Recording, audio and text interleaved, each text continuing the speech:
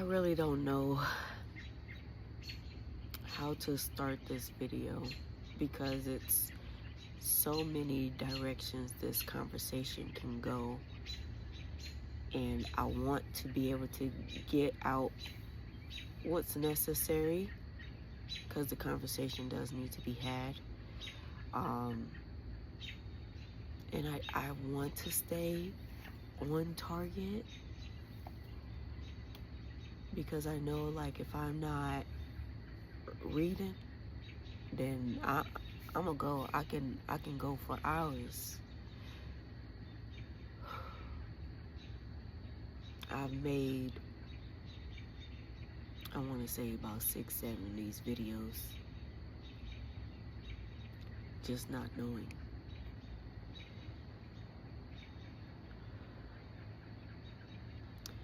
A part of it is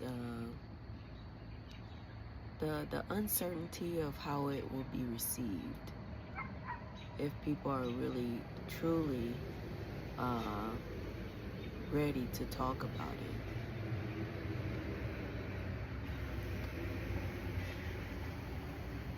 The longer that I wait,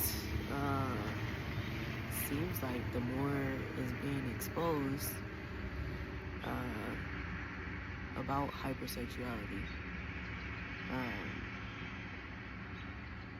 And of course, it's not just about the behavior of it. It's about the brokenness behind the behavior.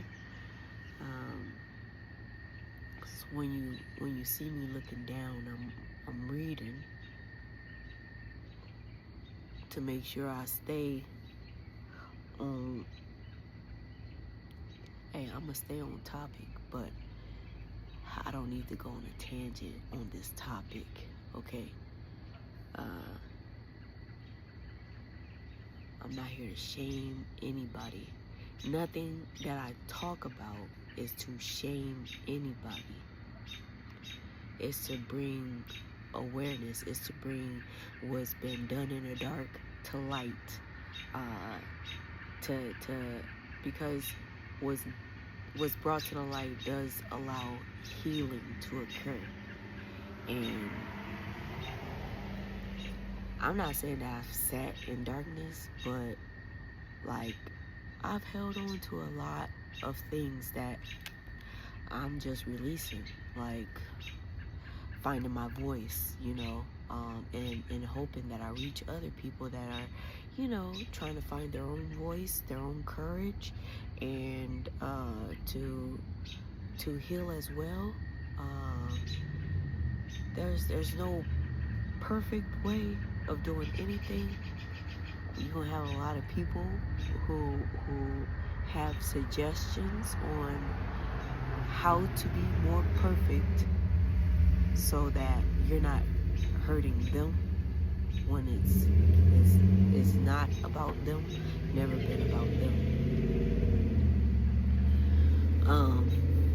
I know I don't want to insult anyone's intelligence, but of course the noise is what I'm outside. Cars are driving by, birds are chirping, so and then I just saw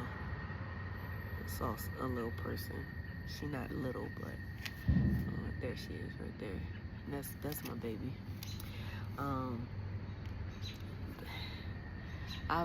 Like I've said, I've deleted this video so many times over.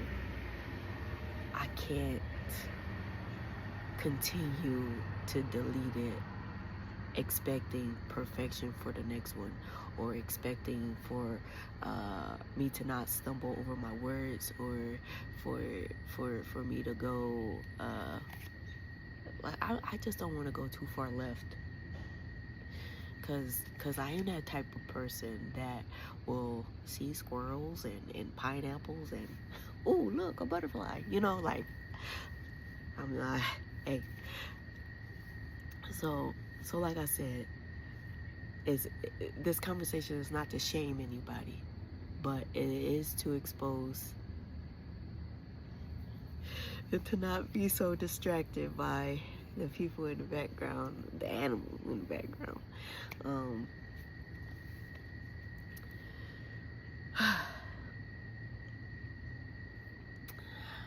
But we gotta heal.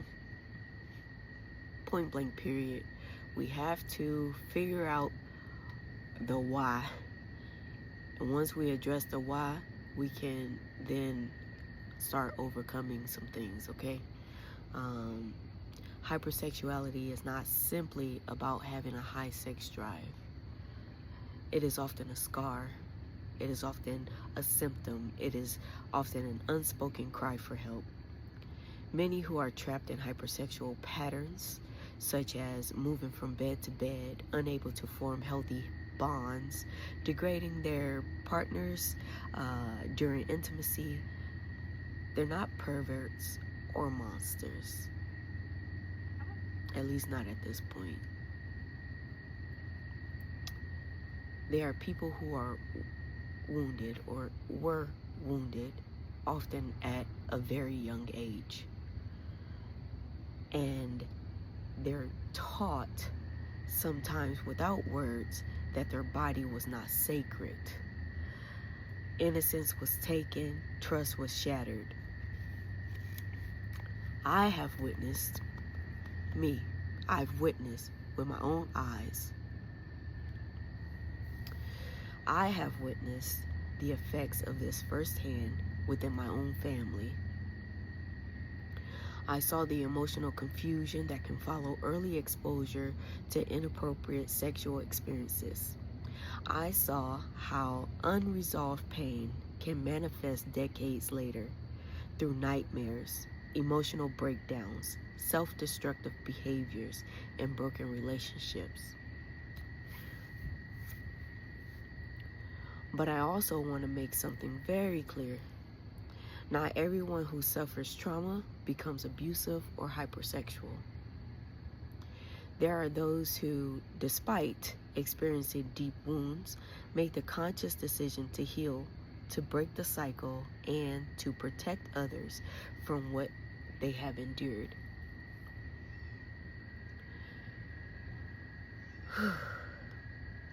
Why the difference?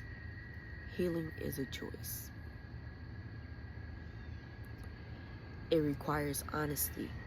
It requires confronting the past without denial, without blame shifting, and without minimizing the damage done. Some people are willing to go through the painful process of facing their wounds, seeking God's healing, and choosing a different future. Others, sadly, stay stuck. Not because healing isn't available, but because it demands a level of vulnerability and surrender they are not yet willing to give. When hypersexuality is left unchecked, it doesn't just stay between the sheets. It got dark fast. Goodness. I guess I better speed up. I better speed read. Okay. This conversation cannot be rushed. It can fracture a person's sense of self. It can create confusion about one's sexual identity. Early sexual trauma, exposure, and perversion often introduce unnatural experiences that children are too young to process. This can later lead to confusion about gender roles, attraction, and identity. Many who struggle with same-sex attraction or even deep identity crisis trace their earliest experiences back to moments of confusion, violation, and inappropriate exposure. The body was touched before the mind and soul were ready. Boundaries were crossed, and now the soul wrestles with questions it was never designed to face. This is not about hate. This is about healing. God never intended for brokenness, confusion, or distortion to define our identity. He intended us to walk in clarity, dignity, and truth. Romans 1:25 through 27 or 26 and 20. Man, I can't see nothing and everything is coming to attack. So I guess I gotta come back.